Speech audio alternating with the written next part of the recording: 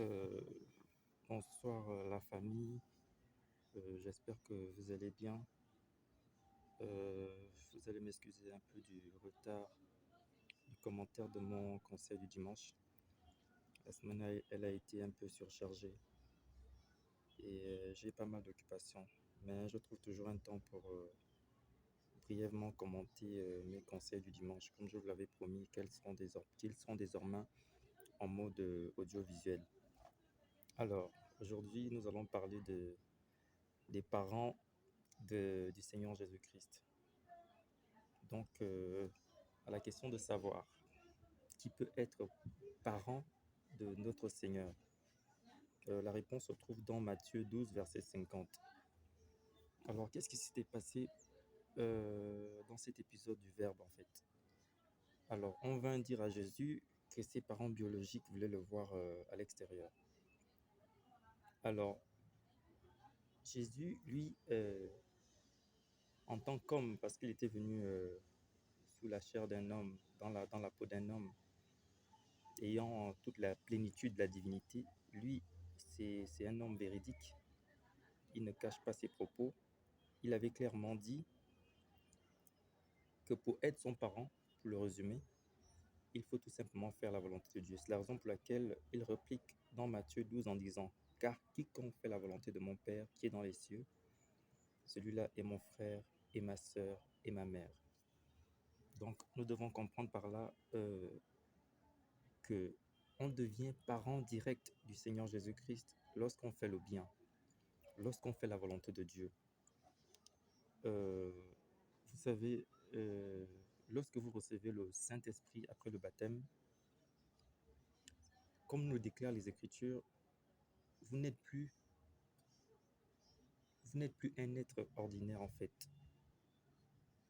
Vous faites désormais les choses selon la volonté de Dieu en partie, quoique vous êtes encore chair en fait, quoique vous êtes encore dans la peau d'un être humain, mais l'Esprit qui crie en vous, Abba Père, fait de vous en fait un être surnaturel. L'Esprit qui crie en vous, Abba Père, fait de vous un être qui est déjà sorti de l'ordinaire. Parce que quand vous avez reçu le Saint-Esprit, vous ne pouvez pas approuver un sorcier, qu'il soit au sein de votre famille, qu'il soit votre père, qu'il soit votre mère, qu'il soit qui que ce soit, qu'il soit votre frère, qu'il soit votre parent direct. Mais lorsque vous avez reçu le Saint-Esprit et qu'il vous dévoile clairement que tel est un sorcier, même si c'est un membre de votre famille, vous n'allez pas l'approuver. Parce que l'esprit qui crie Abba Père au fond de vous n'approuve pas ces faits, n'approuve pas la sorcellerie, n'approuve pas les choses qui nuisent à l'humanité. Donc, ceux qui veulent bel et bien devenir les parents directs de Dieu, de Jésus-Christ, doivent s'arrimer avec la volonté de Dieu. Car comme le déclarent les Écritures dans 1 Pierre 2, verset 15, car c'est la volonté de Dieu qu'en pratiquant le bien, vous réduisez au silence les hommes ignorants et insensés en fait. Donc, on doit comprendre par cette approche de plus que Dieu accorde beaucoup d'importance à ceux qui font du bien, que de s'adonner à des choses qui ne riment pas avec la volonté de Dieu, que de s'adonner à tout le temps nuire, tout le temps mal parler à ses proches, que de s'adonner à des complots, que de s'adonner à des pratiques. Vaut mieux faire le bien parce qu'en faisant ça, ça fait de nous les parents du Seigneur Jésus-Christ, de celui qui est assis sur le trône. Dieu va même plus loin parce que, étant un Dieu omnipotent, omniprésent et omniscient, c'est-à-dire il sait tout, il va même plus loin dans les Écritures. Parce que les gens pensaient qu'il suffisait juste d'être baptisé et de rentrer dans le sacerdoce, dans le service de Dieu pour être un parent direct de Dieu. Alors que Dieu, c'est un Dieu qui voit tout, qui voit les pratiques qui se passent dans les églises, qui voit ce que font la plupart de ces brebis. Certains sont des sorciers, certains c'est des escrocs, certains c'est des colporteurs, des complotistes, etc.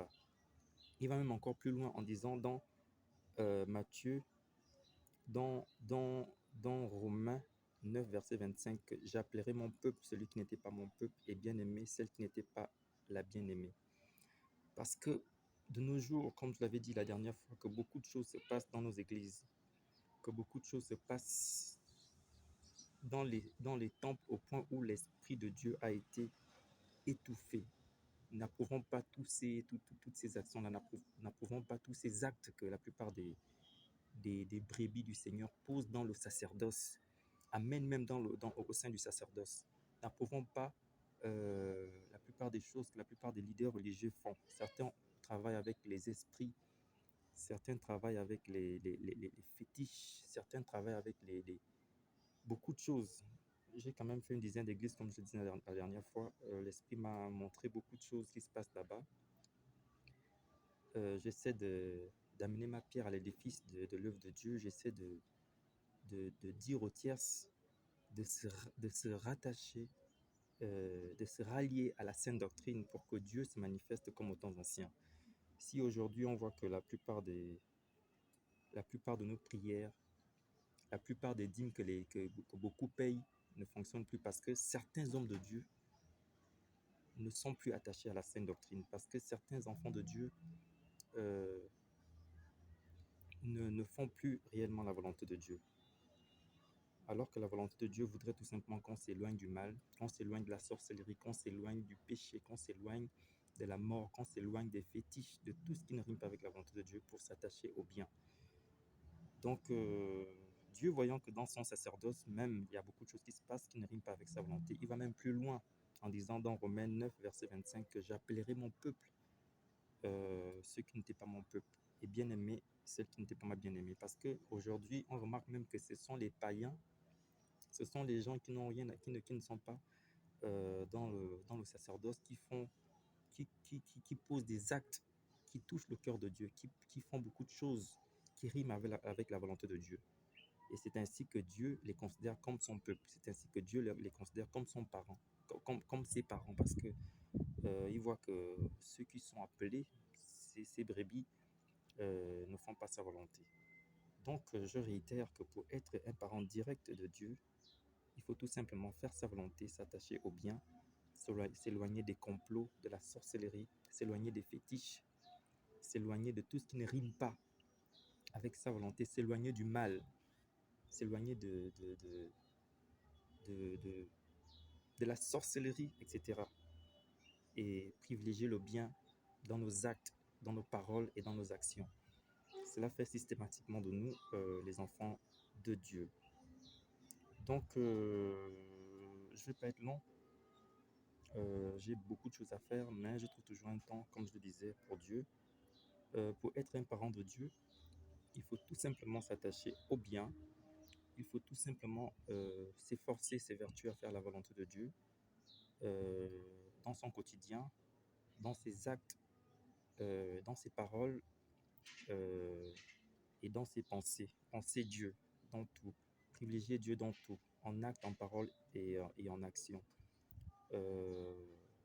Cela fait systématiquement de nous les enfants du royaume. Cela fait systématiquement de nous les parents de Dieu. Parce que comme l'a dit si bien le Christ, que n'est son père, sa mère, ses frères et sœurs que ceux qui feront la volonté de Dieu. Qu'on soit dans le sacerdoce ou pas, lorsqu'on s'attache au bien, lorsqu'on fait sa volonté, lorsqu'on s'éloigne des complots, de la sorcellerie, lorsqu'on essaie de lui plaire, il fera tout pour nous faire bénéficier de la promesse. Il fera tout pour nous, pour se manifester à nous, pour nous faire grâce d'appartenir à son royaume, pour nous faire grâce de lui appartenir, pour que nous devenions ses parents directs.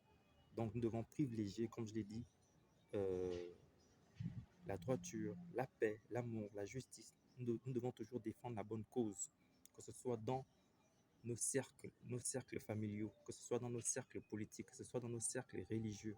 Nous devons toujours privilégier la bonne cause pour que Dieu nous considère comme son peuple, pour que Dieu nous considère comme sa famille et pour qu'il fasse des grandes choses avec nous, pour qu'il nous utilise, pour qu'il nous bénisse et pour que nous réduisions au silence les insensés, les sorciers, les ignorants, comme il est écrit. Donc, je vous dis bonne soirée à vous, bonne journée à vous et à la prochaine. Bye.